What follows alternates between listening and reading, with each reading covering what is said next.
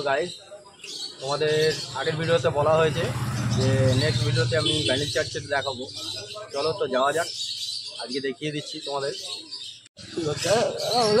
গান দিয়ে দেবে? হ্যাঁ, গান তো দেবোই। চলো ভাই, ঘুমাতে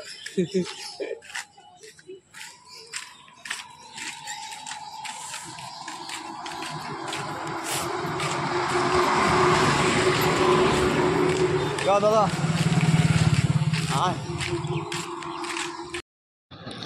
গাইস, এখন ব্যান্ডেল চার্চের ভেতরে ঢুকছি, চলো। তো তার আগে তোমাদের একটু বাইরে সাইড সিনগুলো দেখিয়ে দিই। এটা হচ্ছে মেন গেট, এখান থেকে প্রবেশ পথ। আর ভেতরে যাওয়ার পথ হচ্ছে ও পাশে, চলো দেখিয়ে দেবো। যাওয়ার আগে তোমাদের দেখিয়ে দিচ্ছি। তো বেশ খানিকটা জায়গা আছে সামনে। এ দেখো, সামনেটা ব্যান্ডেল চার্চে দেখিয়ে দিচ্ছি, দেখো কি সুন্দর লাগছে।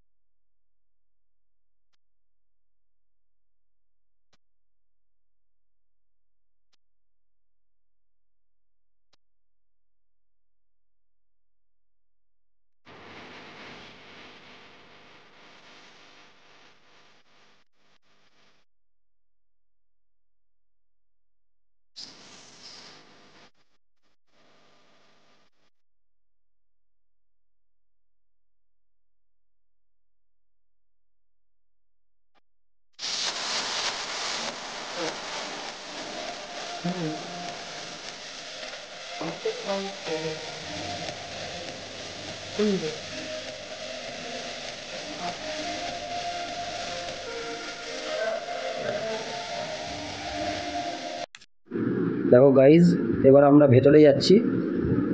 গেটে দারোয়ান দাঁড়িয়ে আছে সামনে, চলো ভেতরে ঢোকা যাক।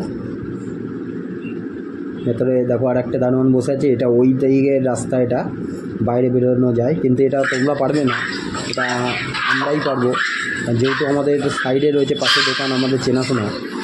চলো দেখো, কিছু ফটোও দেখাচ্ছি তোমাদের। এটা অনেক ফটো, এগুলো ঝুলিয়ে রেখেছে এরা অনেক কিছু। ফটোগুলো দেখতে দেখতে চলো আমরা এগোই আস্তে আস্তে। দেখো নানা রকম ফটো আছে, এর মধ্যে অনেক কিছু লেখা, যাদের জীবন কাহিনী, বড় বড় মুনি ঋষিরা যেমন আমাদের ছিল, তো এদের মধ্যেও সেরকমই আছে। যিশুর যে আগের ছোটোবেলা থেকে যা যা করেছে বা ঘটনা, প্রত্যেকটা এখানে ফটো ঝোলানো আছে, না কোনো দিন এলে দেখতে পাবে। এটা দিয়ে চলো ভেতরে। এটা আরেক জায়গায়, এটা ঝর্ণার রাস্তা, যেখানে ঝর্ণা হয় ওখানে প্রভু যিশুর সামনে, তো ওখানে পয়সাও ফেলা হয়। চলো দেখাচ্ছি আমি। ওই জলটা খুব পবিত্র। এই জলটা মাথায় দিলে তোমার মনস্কামনা পূরণ হয়। দেখো এখানে মোমবাতি দিয়ে এখানে প্রেয়ার করা হয়, মানে তোমার মনোবাসনা যা আছে এটা যিশুকে তোমায় বলতে হবে। তো বিশ্বাস থাকলে অবশ্যই পূরণ হবে। চলো, দেখতে পাচ্ছ? দেখো এটা একটা গুহা চিত্র, যেটা আগে তোমাদের বলেছি ঝর্ণার জল। দেখো এর মধ্যে পয়সা পড়ে আছে, দেখতে পাচ্ছ তোমরা। আর এটা দেখো গুহা, এটা এবার চলো আমরা ওপরের দিকে যাই আস্তে আস্তে। সিঁড়িতে উঠতে পা ব্যথা হয়ে যায়, অনেকটা সিঁড়ি। চলো আস্তে আস্তে সাইডগুলো দেখাচ্ছি, অনেকটা বড়। আমরা চলে এসেছি, এটা হচ্ছে প্রার্থনা ঘর। এখানে উপরেও প্রার্থনা মা মেরি যেখানে রয়েছে স্ট্যাচু। আর বাইরেটা একটু দেখিয়ে দিই নিচে, উপর থেকে এনে নিচে কীরকম লাগে দেখতে। চলো আস্তে আস্তে এগুলি, খুব স্লিপ তো, একটু এদিক ওদিক হলেই অ্যাক্সিডেন্ট হয়ে যায়। দেখো এখানে ঘন্টা, বিশাল বড় বড় ঘন্টা, সামনে উপরে আছে ঘড়ি। চলো ওদিকে যাই, ওদিকে মা মেরির স্ট্যাচু আছে। তো এখানেও প্রার্থনা, সবই প্রার্থনার জায়গা। এখানে যদি কেউ মন থেকে প্রার্থনা করে তো মা মেরিয়া অবশ্যই তার প্রার্থনা মঞ্জুর করেন এবং তার মনোবাসনা পূর্ণ করেন। দেখো একজন করছে, কেঁদে কাঁদছে আর তার প্রার্থনা শোনাচ্ছে তার মাকে। হ্যালো গাইজ, আমরা এবার ভালো জায়গায় চলে এসেছি। দেখো মাস্তুলের ঘর, এটা আমাদের দেশের এবং আমাদের গর্ব এবং আমাদের ব্যান্ডেল চার্চের গর্ব। এটা দেখার জন্য বহু দূর দূরান্ত থেকে মানুষ আসে। এটা এক সময় বহু হাজার বছর ধরে এটা মাথা উঁচু করে দাঁড়িয়েছিল। আজকে অনেকটা দিন পেরিয়ে এসছে, যার জন্য এই একটু ভগ্নদশায় হয়ে গেছে। তো আমরা এটাকে ব্যান্ডেল চার্চ থেকে সংরক্ষিত রাখা আছে এবং আমাদের প্রশাসন এটাকে খুব সুন্দরভাবে রেখে দিয়েছে। দেখো এটা তোমরা দেখতে পাচ্ছ, 3টে টুকরো করে রাখা আছে, সুন্দর করে যত্ন সহকারে রাখা আছে।